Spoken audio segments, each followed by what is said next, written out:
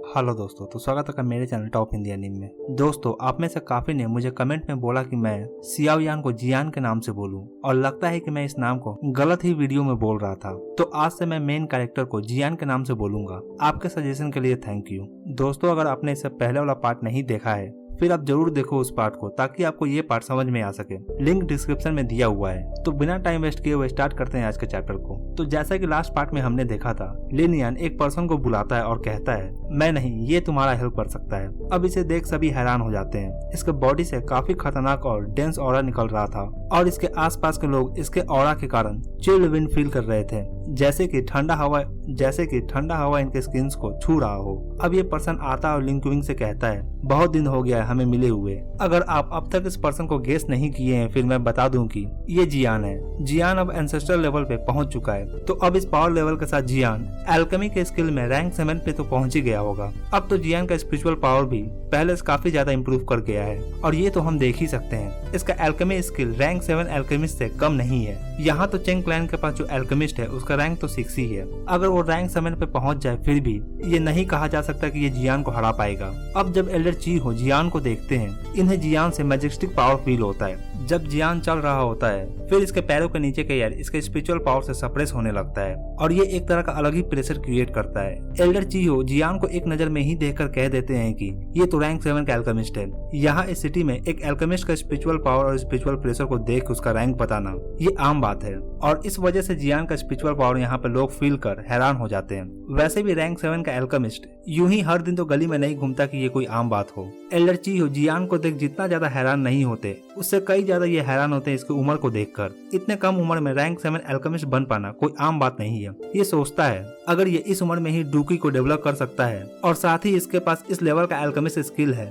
फिर अगर इसे एक वर्ड में डिस्क्राइब करना पड़े तो फिर ये जियान को मॉन्स्टर बोलेगा। जियान को देख जेनस्यू, जो कि चेन क्लैन का एल्केमिस्ट है, ये भी जियान के सामने बदतमीजी से पेश नहीं आ सकता। एल्डर चीहू जब इस एल्केमिस्ट के बारे में सोचते हैं तो उन्हें तरस आता है। कौन जानता था कि इसके सामने रैंक 7 का एल्केमिस्ट आ जाएगा, जो कि इससे 10 गुना ज्यादा स्ट्रॉन्गर निकलेगा। इधर जेनस्यू जियान को देख घबरा रहा होता है। ये अंदर ही अंदर जियान के पावर को देख डर रहा था, मगर फिर भी ये मानने को तैयार नहीं कि एक लड़का, और वो भी 20 साल का, एल्केमिस्ट में इसे हायर रैंक कैसे हो सकता है। अब इस पॉइंट पे आकर इसे फर्क नहीं पड़ रहा था कि इसने पहले जियान के बारे में क्या कहा और क्या नहीं। अब इसके बॉडी से स्पिरिचुअल पावर निकलता है, और इसका स्पिरिचुअल पावर एक बैरियर का शेप लेने लगता है। अब जैसे ही इसका बैरियर बनता है, इसे लगता है कि अब ये जियान से टक्कर ले सकता है, और ये जियान को देखकर चिल्लाता है। अब इसकी आवाज को सुनकर जियान का ध्यान इसकी ओर आता है। जियान इसकी ओर देखता है और अपना स्पिरिचुअल पावर थोड़ा इंक्रीज करता है, मगर ये इसके सामने ज्यादा स्पिरिचुअल पावर इंक्रीज नहीं करना चाहता था, बस उतना ही जितना से काम चल जाए। अब जियान चुटकी बजाता है, और बस देखते ही देखते जियान का मैजेस्टिक स्पिरिचुअल पावर एक हैमर का शेप ले लेता है, और इस जेनस्यू की ओर जाता है, और सीधा इसके बैरियर पर जाकर लगता है, और फिर बैम, दो अलग अलग स्पिरिचुअल पावर एक दूसरे से टकराते हैं, और इनके टकराने के कारण एक स्पिरिचुअल शॉकवेव निकलता है, और ये शॉकवेव अब चारों ओर फ्लो करने लगता है। यहाँ का ग्राउंड, एयर, सभी चीज शेक करने लगता है। सभी चीज इस स्पिरिचुअल प्रेशर के कारण हिलने लगता है। जियान अपना हाथ अब इस बंदे की ओर करता है, और अपने स्पिरिचुअल पावर से इसके बैरियर को क्रश कर देता है। जैसे ही ये होता है, बैरियर टूटने का आवाज आता है। अब इस बंदे का भी सभी के सामने मजाक बनकर रह जाता है। थोड़ी देर के लिए यहाँ पे शांति सा छा जाता है। सभी यहाँ पे जेनस्यू की ओर देख रहे होते हैं कि ये बंदा अभी जिंदा भी है या मर गया। सभी के हार्ट में एक सस्पेंस सा छाया होता है। एक हिट और रैंक 6 का एल्केमिस्ट जमीन पे ढेर हो जाता है, और जिस पर्सन ने ऐसा किया है वो और कोई नहीं बल्कि 20 साल का लड़का है। और यही बात किसी को भी यहाँ पे पच नहीं रहा था कि ऐसा कैसे हो सकता है।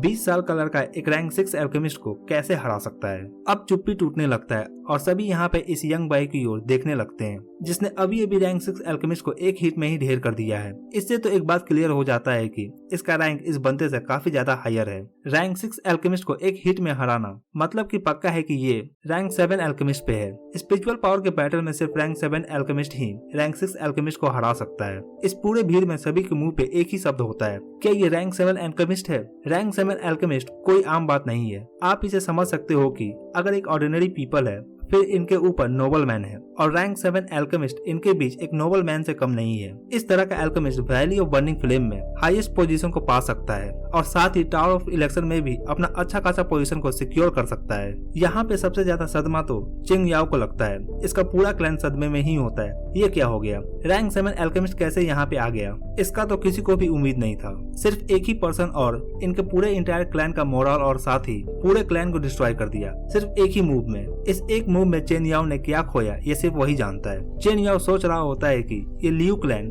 रैंक 7 एल्केमिस्ट से कब मिले और कैसे ये इसे जानते हैं। ये सोच रहा होता है कि लियू क्लैन ने ऐसा क्या किया कि ये इसके साइड चला गया है। ऐसा क्या किया जा सकता है कि रैंक 7 का एल्केमिस्ट किसी के साइड हो जाए। इधर लियू क्लैन भी सदमे में होता है। लियू क्यूंग भी जियान को बस घूर ही रहा होता है और इसके पीछे जो दो एल्डर खड़े थे अब ये सोचते हैं कि रैंक 7 एल्केमिस्ट अपने क्लैन हेड का फ्रेंड है। अब ये कब हुआ। ये जितना हैरान होते हैं उतना ही अंदर से खुश भी होते हैं कि ये अपॉर्चुनिटी अब इनके क्लैन को मिलने वाला है। जब लियू क्यूंग इन एल्डर को देखता है तो इसे भी अंदर ही अंदर खुशी होता है। ये दोनों एल्डर्स हमेशा ही इससे बहस किया करते थे क्लैन मैनेजमेंट को लेकर, मगर अब जियान के पावर के कारण अब ये इनके मुंह को बंद कर सकता है। लियू क्यूंग सोचता है अगर ये मेरा फ्रेंड नहीं होता फिर क्या कोई आज मेरा हेल्प के लिए आता आगे। अब एल्डर चियो भी जेन सियू की ओर अपना पीठ कर लेते हैं और जियान को देखकर स्माइल करते हैं और कहते हैं यंग मैन ये जीत तुम्हें जाता है, तुम्हारा पावर काफी अमेजिंग है। और अनाउंस करते हैं कि इस वर्म होल का ऑनरशिप अगले 3 सालों के लिए लियू क्लैन को जाता है।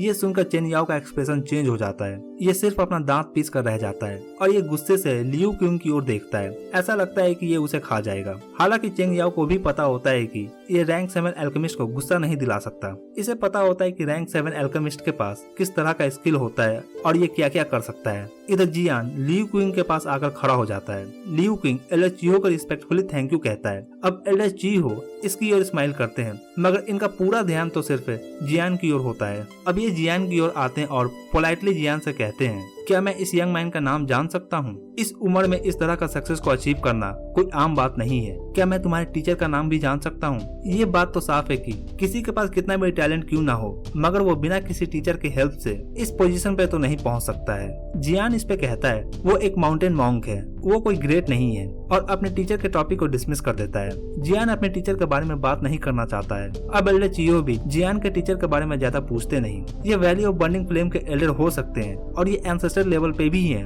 मगर फिर भी इन्हें रैंक 7 एल्केमिस्ट के साथ पोलाइटली बिहेव करना पड़ता है। एल्डर चियो अब ली क्विंग से कहते हैं ये वर्म होल अब तुम्हारा हुआ, तुम 3 साल के लिए इस पर रूल कर सकते हो, मगर ध्यान रहे हर साल इसका टैक्स तुम्हें वैली ऑफ बर्निंग फ्लेम भेजना होगा। वर्म होल इस सिटी में काफी प्रॉफिटेबल बिजनेस है और लियू क्लैन तो अब इस पे 3 साल रूल करने वाले हैं, मगर फिर भी इन्हें एक फी पे करना पड़ता है वैली ऑफ बर्निंग फ्लेम को। ये यहाँ का रूल है और इस तरह वैली ऑफ बर्निंग फ्लेम अपना लॉर्डशिप अपने पास रखता है। अब एल्डर चियो जियान से कहते हैं क्या तुम मेरे साथ वैली ऑफ बर्निंग फ्लेम चलोगे। तुमने उस एल्केमिस्ट को बुरे तरीके से पीटा है। अगर मैं हाई रैंक के एल्केमिस्ट को अपने साथ वैली ऑफ बर्निंग फ्लेम नहीं ले जाता हूँ फिर मुझे इसके लिए भारी कीमत चुकाना पड़ सकता है। Zion valley of burning flame 3 mysterious manifestation technique के कारण ही नहीं जाना चाहता है और साथ ही ये 9 हेडेड ड्रैगन फ्लेम में भी इंटरेस्टेड नहीं है, मगर ये सोचता है कि अगर ये जाता है फिर ये वहाँ पे अपना नॉलेज को एक्सपेंड कर सकता है। जियान पूछता है वैसे वैली ऑफ बर्निंग फ्लेम को एल्केमिस्ट क्यों चाहिए। इस पे एल्डर चियो कहते हैं वैली ऑफ बर्निंग फ्लेम एक स्पेशल मेडिसिन पिल को रेडी करना चाहता है और इसके लिए हाई लेवल का एल्केमिस्ट चाहिए। अगर तुम सक्सेस होते हो तो फिर तुम्हें इसके लिए कंपनसेट भी किया जाएगा। जियान सोचता है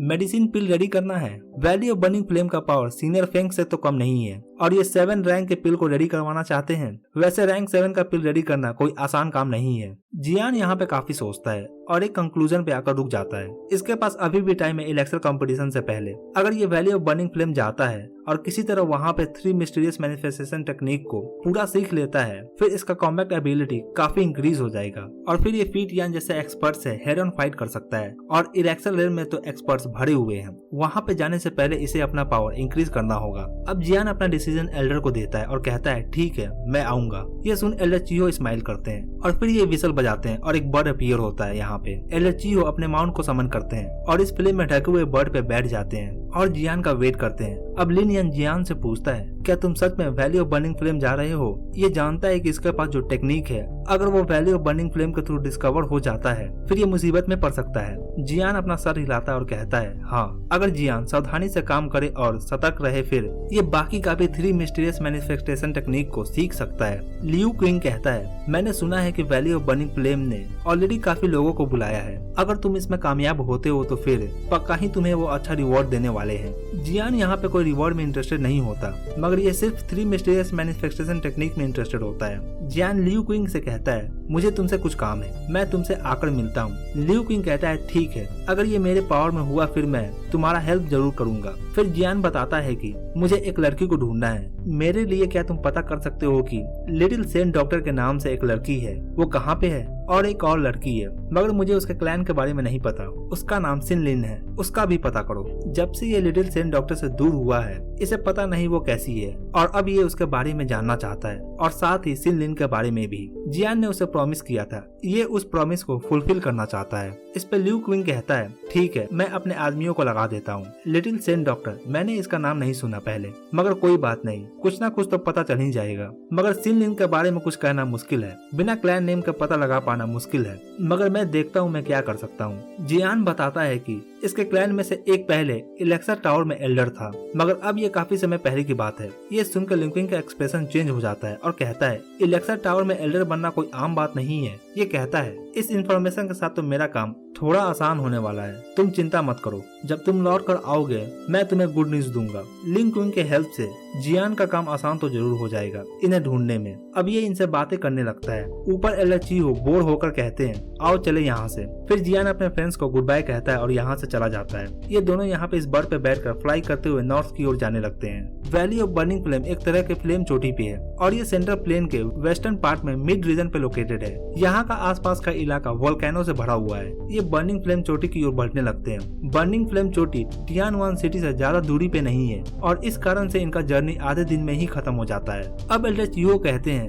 जूनियर, ये बर्निंग फ्लेम चोटी है और इसके अंदर ही वैली ऑफ बर्निंग फ्लेम का हेडक्वार्टर है। ये बताते हैं कि यहाँ पे एनर्जी काफी डेंस है और यहाँ पे फायर एलिमेंट का एनर्जी ओवरफ्लो करता है, मगर इसमें काफी ज्यादा रेज भरा हुआ है। अगर कोई प्रैक्टिशनर इसे एब्जॉर्ब करना चाहे फिर उसे पहले इसे क्लीन करना होगा, नहीं तो एब्जॉर्ब करने वाले का माइंड डिस्ट्रॉय हो सकता है। हालांकि जियान को इसके बारे में चिंता करने का जरूरत नहीं है। इन वायलेंट एनर्जी को लेकर हेवनली फ्लेम्स इनसे आसानी से डील कर सकता है। जियान के पास हेवनली फ्लेम्स का प्रोटेक्शन है। अब ये बताते हैं कि यहाँ पे मैजिक बीस्ट है जो काफी फ्यूरियस है। यहाँ पे कुछ रीजन तो ऐसा है कि अब तक एक्सप्लोर नहीं किया गया है, तो तुम केयरफुल रहना अगर तुम यहाँ पे कभी आते हो तो। फिर ये सुनकर जियान एल्डर चीहो का थैंक यू बोलता है। अब एल्डर अपने बर्ड का स्पीड इंक्रीज करते हैं और फिर ये काफी हाई स्पीड में माउंटेन रेंज की ओर बढ़ने लगते हैं। अब ये दोनों अपने डेस्टिनेशन पे पहुंच जाते हैं। ये रेड माउंटेन पे आ जाते हैं। यहाँ पे बर्ड रुक और ये दोनों यहाँ पे इस माउंटेन पे जंप करते हैं। अब जियान के आगे 2 टॉल माउंटेन दिखता है। ये दोनों माउंटेन एक दूसरे के नजदीक होते हैं और इसके टॉप पे एक तरह का टिमटिमाता हुआ स्टोन होता है जिसे जियान देख सरप्राइज होता है।